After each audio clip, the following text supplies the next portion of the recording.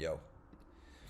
Yo, what's up, gentlemen? So today we're going to react to Abba and Preach. It's a story time. So Abba's going to be telling a story about when he was at the mall, got a girl's number. I already recorded the first minute of this, so 1 minute of this reaction will be kind of to catch you guys up to speed and kind of reiterate some of the points I've already made. I just thought I was recording. I wasn't recording. Let me know what you think about this kind of react content if you want to see more of it. And we'll see, because there's actually some interesting stuff in here about like, hey, this is how you get perceived by people, and this is do XYZ, then you're going to be perceived differently. How to handle like confrontation in public, things like that. I assume he'll have some thoughts on that about how to handle himself or how he could have handled himself better. But obviously, you know, you can always learn from the lessons of other people's experience. That's what a lot of guys see inside the course when they're inside the group chat and everything like that. So anyway, guys, I'll see you guys inside the video. Like the video, subscribe. Let me know what you guys want to see from me in the future. Let me know what videos you want me to see. Just leave them in the comments. Let's get into it. I'm going to play it on 1.5 times speed. He's talking fast. That's why. Hey, story time. All right, back to the young days with young Abba. All right, demon time, Yoruba. I had this experience one time. I was 17 at a shopping mall. There was a little booth where a woman was selling cell phones, my age, looking cute. You know what I'm saying? Dime piece, you know, the type to be in like one of them BT music videos. You know what I mean? Slow. I said, girl, shoo-be-doo-doo-doo, yay, girl. Tell me, fellas, have you seen her? So, Yo, by the way, Abba's smooth. You can tell just by how he moves. Abba's super smooth, like incredibly smooth. I said that in the last time when I was trying to record and I like didn't record because I'm an idiot, but he's super smooth. You can tell he has game. Like, I mean, just by the way he moves, by the way he talks, he's funny, he's articulate. You can tell. But yeah, no, I just want to say that because you can tell he's got it like that. see her at the phone booth, right?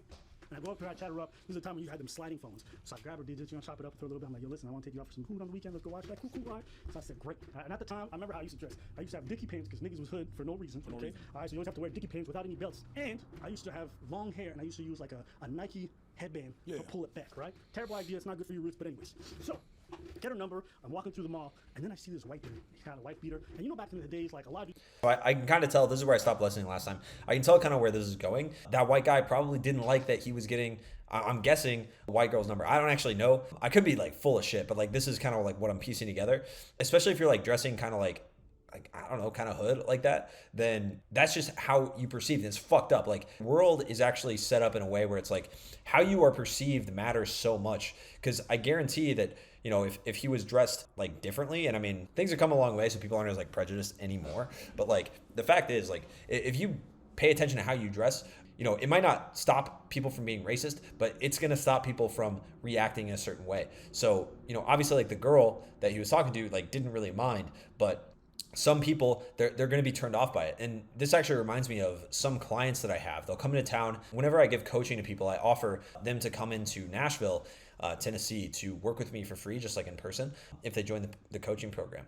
And so something that I have them do is I have them come out and I kind of like look at how they dress and how they carry themselves. And a lot of guys, they're doing like really small stuff that like, basically a lot of guys set themselves up to be perceived in a way that isn't attractive, that like, yo, you're not an option, like right away you completely disregard yourself. And so that's just like an interesting thing that I noticed. Like I guarantee that like how he's like presenting himself definitely like made it more likely that this guy, which is like absolutely fucked up obviously, but that this guy is like gonna cause trouble with him, whatever he's doing. Those faux skinhead looks where they like dress kind of scummy, but like hate niggas. And he's with his girl. His girl's mean mugging me. He's like, he's giving me a weird look. And at the time, I was a bit of a loose cannon, right? So the nigga looked at me kind of funny. I'm walking through the mall. I said, yo, what the fuck you looking at? And the guy said some shit. I don't know what happened. I just snapped. I know this. I don't know how I snapped. Because I was with my homie and we were walking. So this is us walking like this, right? So basically crossing each other. Me and my homie were crossing this way. They were crossing this way. My homie's looking at the store, like talking. I just run at them. I don't even say nothing, right? And I start hitting the dude. And when I hit him, he had a chain wrapped around his hand. So he started hitting me. He actually broke my nose that day. Okay, this is wild. So I'm never like one for confrontation. If someone tries to like square up to me at a bar or whatever, I'm so like out of there. I don't run, but I'm just like, hey man, like it's all good, bro. Because like I'm not trying to fight. And I think that like this is something that like if you're watching this, you should never get into a fight. Obviously, Abba, he knows, like he's like, yo, I was a loose cannon back in the day, blah blah blah. It's like, yo, you should never get into a fight in public, especially in public, especially if you're like a black guy or if you're like a minority, like and you're fighting like a white guy in America, like that's a bad situation to be in, which like obviously is fucked up, but it's like that's how it is. But like fighting in public just is not good. Like not only is like violence on the street like terrifying because you could literally die, but also it's just like, damn, bro, like end up with jail time. You end up like really like messed up by doing something like that. So yeah, just like never resort to violence. Even if someone's like fucking with you, you know, maybe you're trying to make an approach and like some guy's like coming up and fucking with you or whatever. Just like let it go. Just let it be. So we're fighting. Finally, I get on top of him, we're on the floor, and I'm punching this dude, right? 10 feet away, there were 2 shopping mall security guards waiting by the escalator. I got in a fight right in front of these niggas because I was stupid. So as I'm punching this dude, right, and I'm on top of him, I'm laying on this nigga, all I feel are 2 hands go right on my back, and I'm flying through the air. I'm talking magic carpet ride, okay? Miss Frizzle popped in. Baby, seatbelts, everyone, except this nigga said no seatbelt. Threw me on the floor. All of a sudden, I felt like a knee on my back and on my lower back. But the knee on my upper back was like almost against my neck, so I couldn't breathe. But you know this, when you're in a fight mode, and you got adrenaline, I was so out of it, I was still thrashing, even though I got blood drumming down my face, right? Because my nose. Yo, dude, you got taken down like Paul Blart. Get him! Get him! Get him!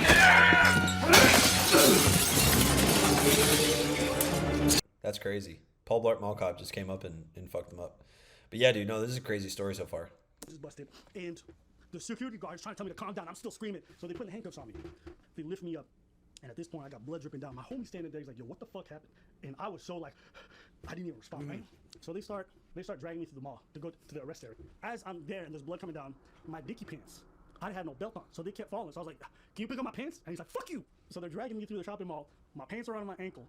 My blood coming down my face. Because, yo, nigga, if you got oversized dicky pants, okay, and you ain't got no belt, you know every 3 seconds, you doing that shit. So they dragging me, blood streaming down my face, okay? Because I still broke into the... They're gonna take him back past that girl he got the number of. That's crazy. Yeah, right? As we pass by the food booth of the girl, she's looking at me, and I'm looking at her as they're dragging me, because I'm not even walking. They're dragging me. You can see my boxes and my thin legs. And I look at her, I'm like, am I seeing you this weekend? And she goes... 10 minutes earlier, I just got her number. Did you call her? I did. Yo, that's funny as hell, dude. You gotta follow through. You gotta follow through always. See, I always talk about this, dude. Always be closing. Always be following through. That's fucking crazy. That's awesome. I told you, nigga. I'm a demon. Demon time. Yoruba. You called her? Of course.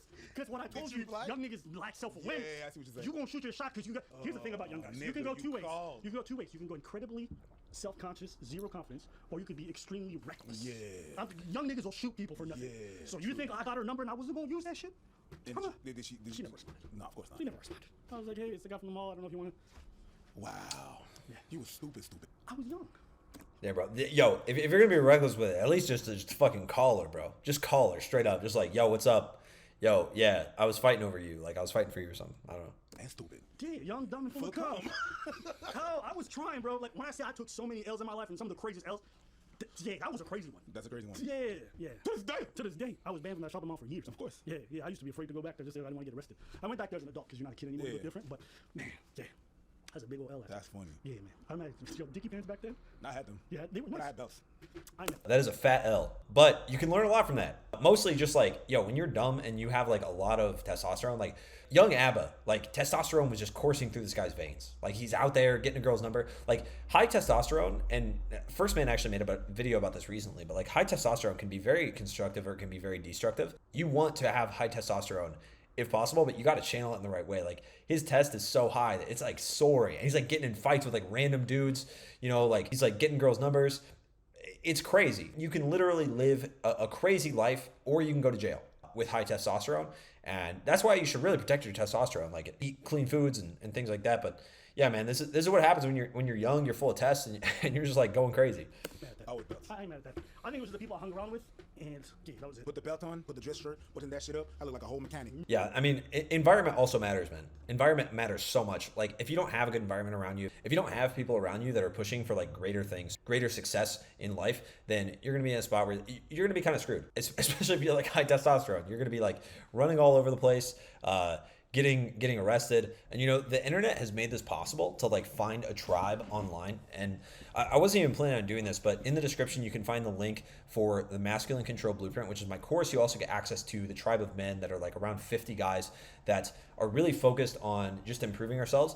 And it's all guys that are just focused on staying very, very on point and on track and reaching our goals. Not just, you know, oh man, I'm gonna go out and do crazy stuff. If you're lacking that, if you're surrounded by, you know, people that are holding you back, whether it's like, you know, you just feel bad by hanging around them, you know, they make you feel worse about yourself, or if, you know, they have really bad habits, maybe you really like your friends, but, you know, it's just, it's impossible to get like good habits built up when you're around them, then surround yourself with other winners, find a tribe, links in the description, and let's just get back.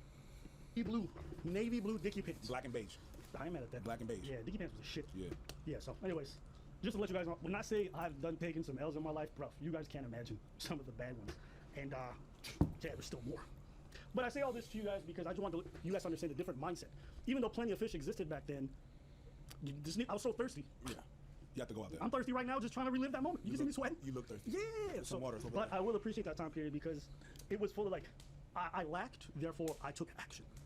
And even though those are some embarrassing stories, I appreciate the fact that I still went out there and tried, and I tried, and I tried. Trying not to kick the guy's ass? Yeah, that's why now when who the guy? Trying to kick the guy's ass? Bro, I was stupid as a teenager. They dragged me down the stairs, they put me in the holding cell. Yo, that is very true though. What he says about when you lack options, you will take action. If you lack options and you're not taking action, that is something you need to change. That's a part of your life that you got to change. If you don't have options, if you don't have a lot of women in your life, if you don't have dates, if you don't have whatever, and you're not taking action, if you're not out there at the mall, like getting girls' numbers and shit and then getting in fights, if that's not happening, I mean, don't get in fights, but if that's not happening for you, man, like you got to take action. You got to do something. So go out there and like really take action. This is literally a call to action. Like go out and like, if you don't have options, go talk to girls, man. You can't just use dating apps, especially if your dating apps suck. Your dating apps won't get you enough results. You need to find women. You need to find girls and like talk to them in real life. Got to go get results. And then they call my dad, who comes to pick me up, and the cops come by and take reports and everything. And I remember being so embarrassed because my dad had never seen me in that kind of circumstances. That's most of us. No, I was stupid as a teenager. I mean, listen, the violent stuff is not to be glorified. Like, don't think I'm saying you're like, oh, gold and stuff. That's stupid. Bro, the dude had a chain around his head. He fucked up only my nose. But if that got him the wrong eye socket or something, he could have really done some serious damage. But again, when you're young and reckless, you can get in some stupid situations. You know, and at that time, I had anger issues.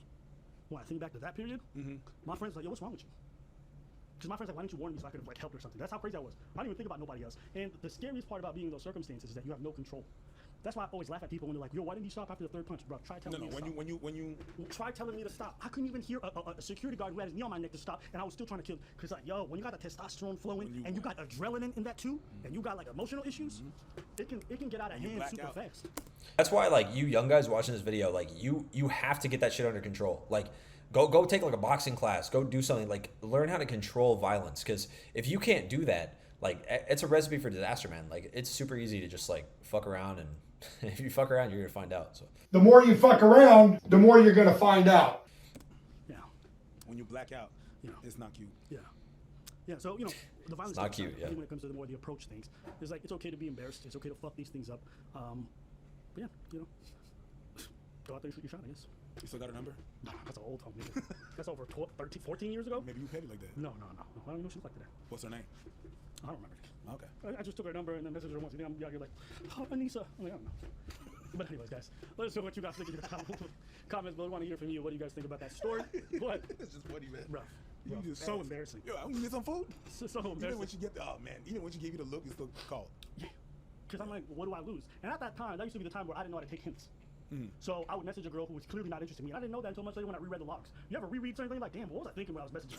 It's like, bro, you just can't read signs, Last thing he says, I just want to talk about that. Like, you just won't be able to tell sometimes. Like, when you're starting out, when you're young and dumb and full of cum, like he's saying, you're not going to be able to tell if a girl likes you or not. You just got to send it and get good at just getting experiences. Yeah, man, that was a good video. That was a really good video. So, that was a good video. All right, so here, click here. There's going to be a video where I react to a young Asian man named Sam that asked out 100 girls in one day to get over his fear of rejection. It's a really good video, so you check that out. You'll learn a lot from that video, and let me know in the comments, like I said earlier, let me know what you think about this React style content. I'll see you guys in the next video. Peace.